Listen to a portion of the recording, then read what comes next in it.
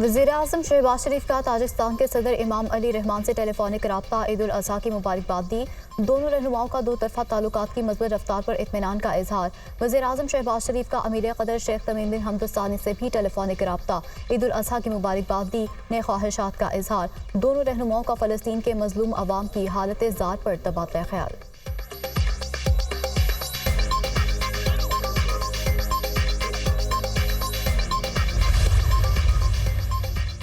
पंजाब के अवाम वज़ीर आला पंजाब मरियम नवाज़ की कारकर्दगी से खुश। Institute of public opinion research के अवामी सर्वे में मरियम नवाज़ की बतौर वज़ीर आला पंजाब 100 दिनों की कारकर्दगी को पेश किया गया। 60% का यकीन है कि गुज़श्ता 3 माह में मरियम नवाज़ की मकबूलियत में इजाफा हुआ है।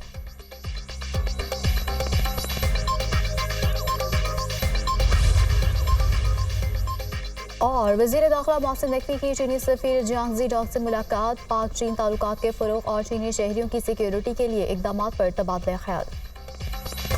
सऊदी अरब और मुत्तहिदा अरब अमारात समेत खलीजी ममालिक में आज ईद उल अज़हा मज़हबी अक़ीदत और एहतराम के साथ मनाई जा रही है। मस्जिदुल हराम और मस्जिद नबवी सल्लल्लाहु अलैहि वसल्लम में नमाज ईद के रूह परवर इज्तिमात। हरमैन शरीफैन में पाकिस्तानियों समेत लाखों फ़र्जंदान इस्लाम की शिरकत। शेख अब्दुर्रहमान सदीस ने मस्जिद हराम में नमाज ईद की इमामत की और खुतबा दिया।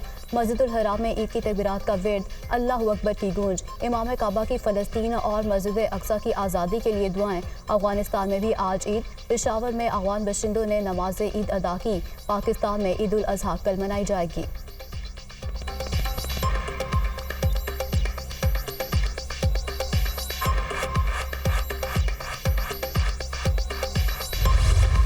मनासिक हज की अदायगी का सिलसिला जारी। हुजाज की रमे जुमरात के लिए मिना आमद। बड़े शैतान को कंकरियां मारी जा रही हैं। लाखों हुजाज कराम कुर्बानी के बाद सर मुंडवा कर एहराम खोल देंगे। तवाफ ज़ियारत के लिए आम लिबास में मस्जिदुल हराम जाएंगे। आम लिबास में ही सही करेंगे। हज का रुकन आज़म वक़ूफ़ अरफा अदा करने के बाद मुज़दलिफ़ा में हुजाज कराम का रात खुले आसमान तले क़याम। नमाज मग़रिब और इशा एक साथ अदा की। अल्लाह के हजूर गिड़गिड़ा कर गुनाहों से मुआफ़ी की दुआएं। उम्मत मुस्लिमा की सलामती, खुशहाली और मज़लूम फ़लस्तीनियों के लिए हाथ बुलंद किए।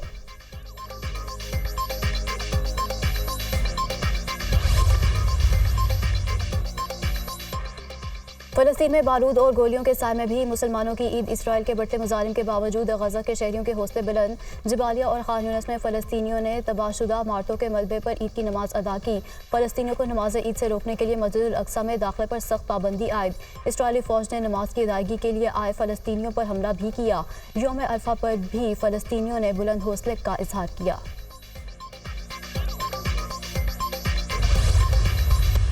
एक मखसूस सियासी जमात जो रियासत मुखालिफ एजेंडे पे है, हुकूमत मुखालिफ एजेंडे पे है और उसकी एक कॉन्सनट्रेटेड कैंपेन चल रही है एंटी पाकिस्तान नैरेटिव के साथ। वो मखसूस सियासी जमात जो पाकिस्तान तहरीक इंसाफ है,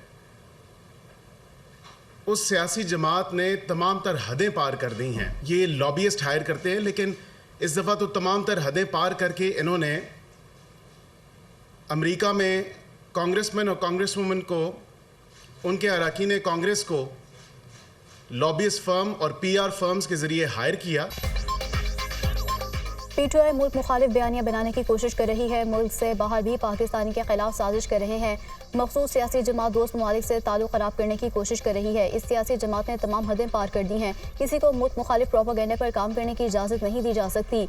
मुल्क मुखालिफ इनासर के खिलाफ कानून के मुताबिक कार्रवाई की जाएगी। तर्जुमान कानूनी अमूर बैरिस्टर अकील मलिक की न्यूज़ कॉन्फ्रेंस। कहा, अमरीकी फर्म्स हायर करके बैरून मुल्क से रियासत मुखालिफ एजेंडा चलाया जा रहा है। ओवरसीज़ पाकिस्तानियों को इस्तेमाल किया जा रहा है। चंद अनासर मुल्क मुखालिफ एजेंडे पर काम कर रहे हैं। तमाम लोगों का ताना बाना मखसूस सियासी जमात से मिलता है। गुज़श्ता 1 साल से एंटी पाकिस्तान एजेंडे में तेजी आई है। मुल्क मुखालिफ साजिश करने में पीटीआई का कोई सानी नहीं।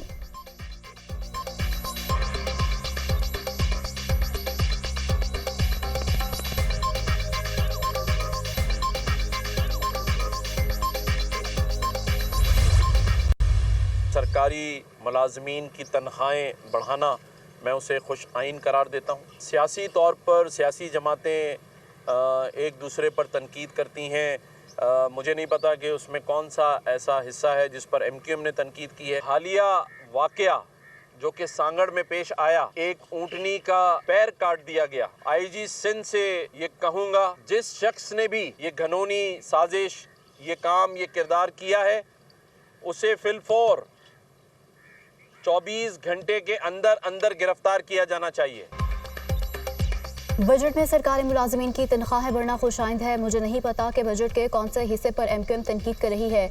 एक दूसरे पर तनकीद बहुत कर ली, अब लोगों की दहलीज पर जाकर मसाइल हल करना होंगे। गवर्नर सिंध कामरान टिसोरी की मीडिया से गुफ्तगू, कहा मुश्किल मुआशी हालात की वजह से लोग परेशान हैं, मुश्किल वक्त में स्टेटस को तोड़ना होगा। हम 300 यूनिट इस्तेमाल करने वालों को मुफ्त सोलर लगा कर देंगे। ईद के बाद हर गली में फ्री मेडिसिन और डॉक्टर की सहूलत देंगे। गवर्नर सिर्फ फाइलें साइन करता है, हमने इस कल्चर को तब्दील कर दिया है। ईद के बाद गवर्नर जॉब पोर्टल बनाएंगे। सांखर वाकया, ऊँटने के मालिक को 2 ऊँट देने का ऐलान किया गया। ऊँटने की टांग काटने वाले को करार वाकई सजा दी जाएगी। इस्लाम के मुताबिक सजा तो टांग के बदले टांग है। आईजी सिंध ने कहा है कि जिम्मेदारान को फौरी गिरफ्तार किया जाए।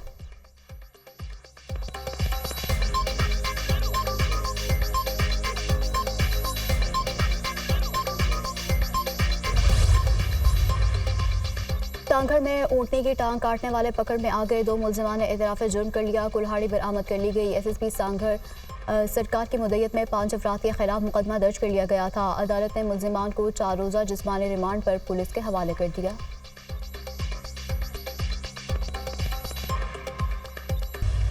गरीब आदमी को तो पहले ही फारिग कर दिया है। सबसे बड़ा हमला इन्होंने मिडिल क्लास तनख्वाहदार लोगों पर किया है। जागीरदारों के ऊपर कहां टैक्स लगा हुआ है? 4 अरब रुपए इन जागीरदारों ने अदा किए हैं जो खून निचोड़ रहे हैं पाकिस्तान का 77 साल से। बजट हमने जो पेश किया है, इसके नतीजे में हम गुलामी से आज़ादी हासिल कर लेंगे। गुलामी का तो लफ्ज़ ये इस्तेमाल कर ही नहीं सकते, लेकिन उन्होंने कहा है कि कौम से वादा किया है कि ये आखिरी IMF प्रोग्राम होगा। दुनिया में ये कहाँ होता है कि 18% टैक्स लगाकर महंगाई कम हो। मुल्क में महंगाई का तूफान है। बजट में तनख्वाहदार तबके पर हमला किया गया। जागीरदारों पर कोई टैक्स नहीं लगाया गया। जागीरदार 75 साल से मुल्क का खून चूस रहे हैं। मौजूदा बजट IMF का तैयार करदा है। दुनिया में कहाँ टैक्स लगाने से महंगाई कम होती है? अमीर जमात इस्लामी हाफिज नईमुर रहमान की प्रेस कॉन्फ्रेंस।